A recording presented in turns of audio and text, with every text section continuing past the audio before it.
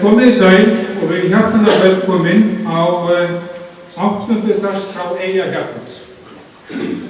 Á tjaldinu fyrir aftan mig eru nöfn þeirra 28 einstaklinga sem til þessa hafa komið fram á dagskránu 7 sem liðnar eru ásamt heiti fyrirlestra þeirra og númer dagskrá þeirra. Eins og þið sjáið þá fagnar Eyjahjartað brátt 30 ára afmæli. Við sjáum það hérna 8. nóvember 2015 og þó ég viti að brátt standi án aflóts þá vona ég að þessar dagskrá komist að minnsta kosti nærri. Því það hefur verið svona eins og ég horfi yfir núna, alveg fullt hús alltaf. Ef við skoðum innviði Eyjahjartans betur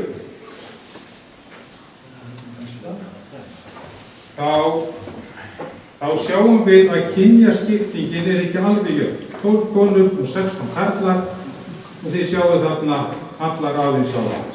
En þetta þó í höfumáttinu, eins og Finnbogi Guðmundsson orðaði. Ef ekki áttinu, það í höfumáttinu. Hins vegar þurfum við ekki að hafa áhyggjur á næsta samanburði, og við skulum skoða hann. Hann þessi hérna.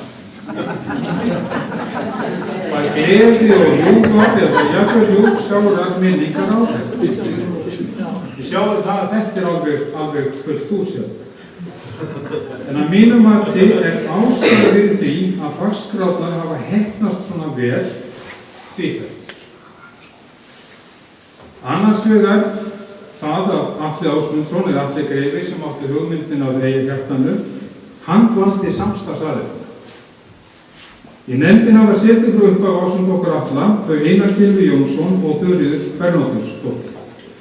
Einnig var Katrín Gunnarsdóttir, barnabarn Árna símveitara með hópnum, en hætti þegar hún flutti til Akureyrar. Ég vil nota þetta tækifæri og þakka Einari Gylfi og Þuríður sem hjá okkur núna fyrir alltaf frábæra framlag og alltaf þá vinnu sem þið hafa lagt að mörgum til þess að gera þessa dagskrá að veruleika. Það eru ansi mörg handtök, ég þekki það bara sjálfur, því þó ég sé bara hérna á lokametrónum þá finnst mér oft æði sem að það gera það. Og ég hringdi síðan í Atla og átti mjög gott spjall við hann erlendi sem stendur og bar sig vel og sagði að hann myndi vera hjá okkur næst og jafnvel halda erindi þá. Það láti gott að vita. Nú, sem sagt, dagskrárnar hafa uppæði verið á herðum þessara 30 einstaklinga og það gleðilegt að við eigum slík og hálfinn af. Gott fólk sem sagt, önnur ástæðan fyrir því að vel við gengið. En gott fólk líka hin ástæðan. Málið að við ákváðum strax í upphafi að halda fast utan eftirfarandi leiðarljós. Að fá skemmtilegt fólk til að koma og sé á skemmtilegan hátt frá sínum skemmtilega í tíma í einu. Það einhver aðferð sem að þrælvirkar. Einföld aðferð, þrælvirkar. Ég ætla að hafa fyrirkomulagið að þessu sinni með þeim hætti að biðja fyrirlesarana að koma bara upp í þeirri röð sem ég tekur inni, hver af öllu öðrum og aðeins að kynna sjálfa sig og síðan þegar að Ólafur Jóhann sem síðastur í röðinni voru eftir því sem segir í Biblíunni hann síðastur skulle vera í fyrstu að þá ætla ég sig á orð og biðja sem formanninn okkar Einar Gylfi að slíta samkomunni áður en við Helga Hallbergsdóttir bjóðum upp á kaffi og svona meðlæti eins og við gerum alltaf í lok dagskrár. En röðin þá þannig að fyrst ætla ég biðja þig Lindum að koma, síðan Karl Gauti, svo Kristín og síðan Ólafur Jóhann. Ég biðja koma núna eitt á þessu, gjörðu svo vel.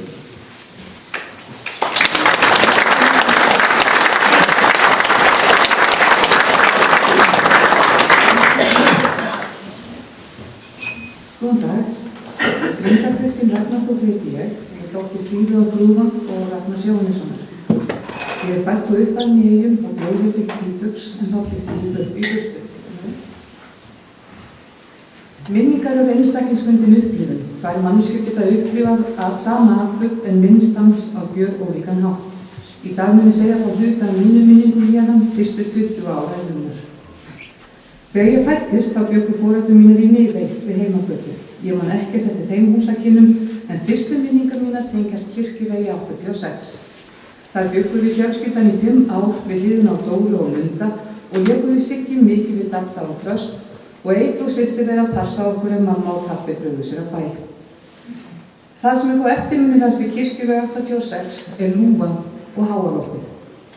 Lúgan var staðsett á miðju eldhúsgólfi undir eldhúsborðinu.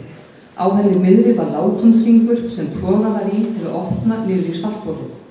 Girðingargafl blasti við þegar lúgan opnaðist og sambland spennu og hryllings heltók barnshugann. Þarna niðri í myrkrinu var klósettið og það var ævintýraför að fá að gera sitt í alvöru klósett. Einu sinni í viku eða svo. Og þvílík upplifun. Klósettið á Kirkjuvegi 86 var nefnilega uppi á stalli. Þannig að það var nánast eins og að sitja á hásæti þegar þurfti að sinna kallinn aftur. Útsýnin frá hásætinu var ekki að verði endanum. Konungsdæmið samanstóð af olíubíl, hænsnavarpkössum og brottneri. Áður en vatnsgögnin kom til Eyja var á lítið vatn og það þurfti að spara það þannig að ekki gekk að nota klósettið daglega. Svo á milli kjallaraheimsóknar var notast við koppa undir rúmi. Það eitthvað ótrúlegt að einungis að ræða 50 ár. En háalofti var hitt ævintýrið. Þar sem samansat hluta foreldrar minna sem þeir fannst ekki pláss fyrir í íbúðinni, til dæmis fjólubláin. Páfagaukalampinn öskraði á athygli okkar barnanna. Þegar við laumuðumst upp og tókum hann með okkur niður, vorum við ekki vinsæl. Árið 1970 fluttum við í Valhöll við Strandveg 43A. Í nágrenninu voru meðal annars sjólist, landvist, strandberg, fögruvellir, lundur og skarð. Á bak við Valhöll stóð landlist og þar bjuggu Tóta og Mundi. Mundarnir fylgdu okkur.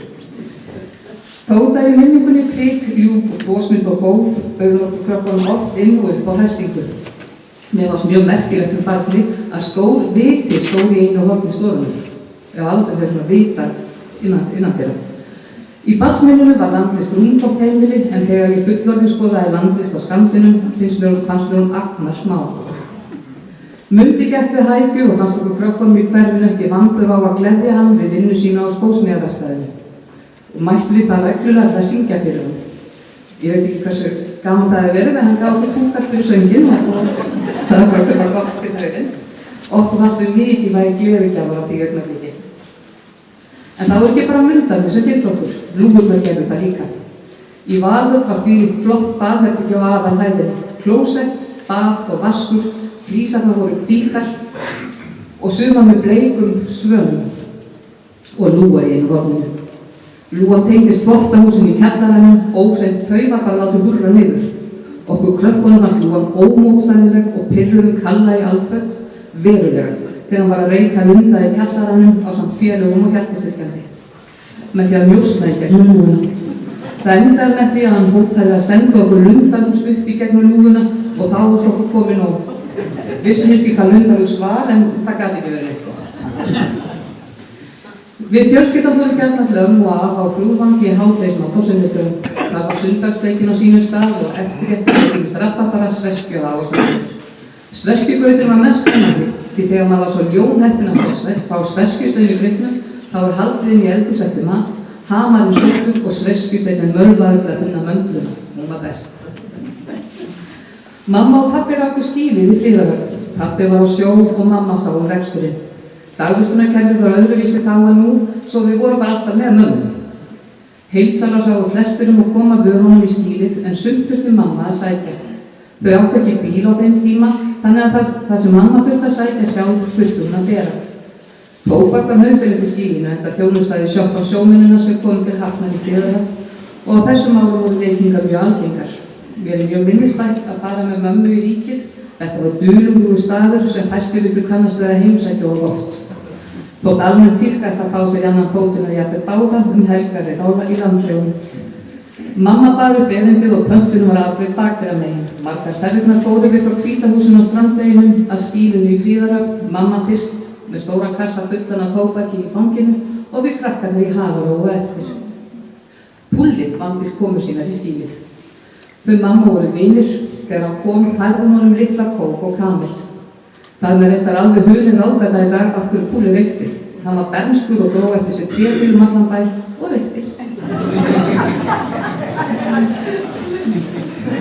Nema hvað, einhverju sinni kom Púlli í skýlið og það var mikið að gera þannig að mamma komst ekki frá. En þar sem við Siggi vorum þar með henni og ég eldri og allt það, þá bað mamma mig að færa Púlla kók og kamel, sem ég gerði. Ég átti samt ekki von á gríðarlegu þakklæti Púlla. Hann tók utan um mig, knúsaði mig og kyssti og mér bara fannst það hræðilegt. Þeir sem muna eftir Púlla vita að hann var vita tannlaus og hafði litla, ef nokkra, stjórn á slefi og hóri. Enda bernskur og laus við allan hégómaskap. Og slef og hór lék lausum hala og týndist allt andlitið á mér og knúsaði mig og kyssti. Púlli kunni vel að meta vinskapnum, var mjög tryggur og vildi henni og hennar alltaf besta. Það kom vel í ljós á heiðardeginum á rigningadegi. Mamma hafði farið með okkur krakkana í heimsókn í Gerða frænku sem bjó ásamt Guðna og strákunum í kjallaranum á Helga Benhúsi á Heiðarvegi 20. Strákarnir voru úti í risapottinum að sulla þegar Púlla bar þar að með trópilin sinni eftir daginn. Hann þekkti Sigga bróðir og fannst eins og ópp stefjaði af hann mitt út í stóra pottinu. Svo Púlli skildi trópilin eftir á þurru landin, óð út í pottinu og bjargaði Sigga og hremmingunum. Bróður minn hafði hins vegar lítið umburðarlyndi gagnvart óvæntum bjargbættum með öflugt blessastreymi. Þannig hann orgaði af lífs og sálarkraftum hvernig mamma kom út og bjargaði honum. Og svo kom gosið. Nóttina sem gaus man ég eftir því að hafa verið hrædd í fyrsta sinn á ævinni. Var klædd og komin á ról og tilbúin að fylgja foreldrum og systkinum á veit hins óvænta. Við stóðum ferðbúin sunnan við Valhöll og hnén á mig byrjuð að skjálfa. Það var sambland af vorstrunum, sjónarspili og lykt sem var til þess að ég var hrædd og hnén byrjuð að skjálfa. Þetta fylgir mér enn. Verði ég hrædd fyrir njáskjálfta á stað sem betur fyrir sendi á baku púlnuna svo ég sjáu hvað ég skjálf. Við fluttum aftur til Eyja í september á Heiðarvegi 58, tími Valhallar var liðinn. Það var aska og vikur yfir öllu og ljós í fáum gluggum. Í skólanum voru fáir í bekk til að byrja með, en þegar leið á haustið fjölgaði. Einn góðan veðurdag var nýr nemandi í bekknum. Hún sagðist þetta Sigurbjörg og búa Heiðarvegi 53. Mér fannst þetta spennandi og mér hlýnaði allir einhvern veginn að innan. Hún átti heima skávallt á móti mér og við gætum alveg vinkonur. Nú þurfti ég sko að manda mig. Svo ég lagðist undir feld og fann að þegar mér fannst frábæra lausn. Á þessum tíma drakk ég sögur Eiríks Blæton og Finnur massaði allt með því að dulbúast. Þannig ég ákvað að fylgja hans fordæmi. Heima fann ég fatna sem 9 ára stúlku fannst hæfa gamalli konu, notaði andlitsbrúðu móður minnar til að lita hárið grálegt, svartur augnflýjandi og kremdalutar. Nokkri púðar undir fatna en ég var klátt að spurða til Sigurbjörg. Eftir á að hyggja er þetta aldrei skaðaleg hugmynd. En ég alkaði skáalt yfir Heiðarveginn, hringdi dyrabjöllunni, fullvissum að Sigurbjörg myndi koma til dyra og að ég yrði besta vinkonarnar hér með. Það tók þó ekki alveg þannig. Björg á Hafnarstaðum, amma Sigurbjörg opnaði dyrnar. Mér kross frá en það átti ekki von á því og sneri við bakinu, ekki vissum hvað ég ætti að gera í þessari aðstöðu, hvort flótti væri málið. Frú Sigurbjörg Böðvarsdóttir var ekki ánægð með framferði gestsins og spurði hvers konar dónaskapur það væri að snúa rassinum í hún. Ég sneri mig við, hún horfði á mig augnablik, skellti upp úr og kallaði á alla þá sem heima voru. En frá þeim degi var ég heimalningur á Heiðarvegi 53. Vosárið 1973 bauð norski Rauði krossinn öllum börnum frá Vestmannaeyjum á aldursbilinu 8-16 ára til 2 vikna sumardagar í Noregi. Ég var svo heppin að mér var útlitað að gista á norsku sveitabæi í Valdres. Þetta var mikil upplifun og dásamlega smakkaði jarðarber í fyrsta sinn á ævinni, svona ferskjarðarber og svo svín og það var margt skemmtilegt við það, mjög skemmtileg upplifun þessi Noregsferð. En þegar ég kom heim til Íslands aftur, þá hafði fjölskyldan flutt frá Heiðarbrún upp í Eyjafirði í Keflavík. Allt í góðu með það, enda viðrar Selfossun fallið. Árið síðar, sumarið 1974, var barnakór Vestmannaeyja boðið að taka þátt í norrænu kóramóti í Oslo. Veit ekki í hvaða sæti við lentum, en við fengum allar orður. Svo þegar heim var komið, vorum við flutt af Heiðarveginum á Hólagötunum. Síðan þá hef ég ekki þorað að fara til Noregs, hvert eitt sem við verðum að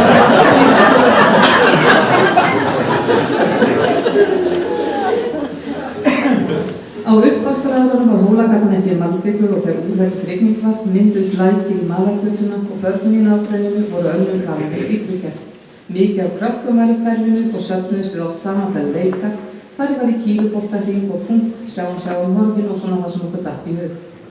Mokkan var út á Hólagötunni nokkur ár, en þann dag í dag er ég gaman að því að rifja upp hvernig og hvar og hugsa mér lífið til þeirra sem voru með góðir. Svo var það íþróttaiðkunin, hvernig slegið að þar. Á ákveðnum aldri hélt ég meira og minna til á Malavellinum. Lási, Gústi, Baldur, Snorri Rúts voru þjálfarar á fótbolta og frjálsíþróttanámskeiðum. Þegar skipulagði dagskrárlaug þurfti að æfa sig aðeins betur og svo var það handbolti á veturna. Á sunnudögum var dagskráin þétt skipuð, barnaguð klukkan 11 og biblíumynd í safnið, sunnudagslæðið í hádeginu, betur klukkan 1, stjarnastillu á kortið og svo var bíó klukkan 3. En fermingarárið þá breyttist ýmislegt. Sem fermd manneskja var ég fullri þátttöku í frystihúsum bæjarins en þá komin í fullorðna manna döru. Fermingarsumarið var ég ráðin í fiskiðina í Humarfrystun. Þar voru okkur fermingarbörnunum treystur í gríðarlegum verðmætum. Eftir að humarvertíð lauk fórum við í almenna fiskvinnslu og þegar ég hugsa tilbaka var þessum mjög merkilegt hversu mikils var ætlast til af okkur barnungum. Ég man eftir því að hafa vigtað í bakka vikum saman 8 til 10 tíma á dag, staflaði 20 kíló af bökkum í stæður og það þótti eitthvað mikið. Þetta var bara mjög eðlilegt. En afkoma bæjarfélagsins var undir fiskinum komin og mikill skilningur fyrir því að bjarga fyrir verðmætum fiskaðist vel og starfsfólk stöðvanna hafði ekki undan.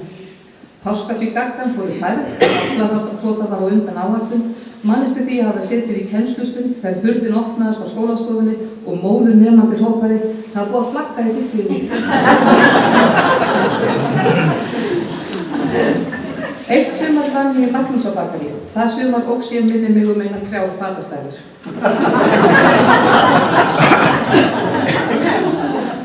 Og svo var það hjálpavitið. Einu sem var ég ótrúlega skotin í strák. Las líka mikið, hefði sennilega verið betra að velja eitthvað annað en ástarsögubók til Fossberg. Svo fylgdi hann mér heim eftir ballið. Ég hafði með stjörnur í augunum og allt það og það besta sem ég gat sagt við hann var tennurnar í þeim glitra eins og perlur í kunstverki.